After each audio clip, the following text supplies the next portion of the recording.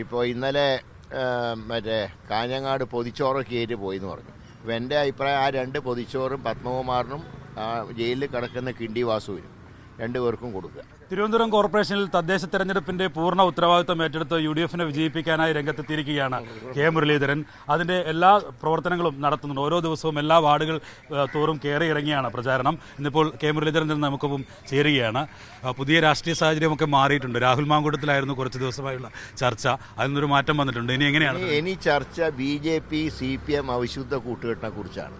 ബ്രിട്ടാസിന്റെ ഇടനിലക്കാരനായതും സ്വർണ്ണക്കൊള്ളയും അതൊക്കെയാണ് ചർച്ചാ വിഷയം. മാത്രമല്ല, അയ്യപ്പൻ്റെ സ്വർണം കട്ട 2 കള്ളന്മാർ ജയിലിൽ കിടക്കുമ്പോൾ അവർക്കെതിരെ ഒരു ആക്ഷനും എടുക്കാത്തവർ.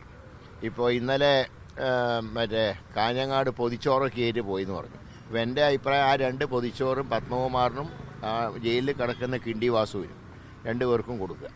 അതോടെ ഇനിയുള്ള ചർച്ച മുഴുവൻ CPM BJP അവിശുദ്ധ കൂട്ടുകെട്ടിനെ കുറിച്ച് തന്നെയാണ്.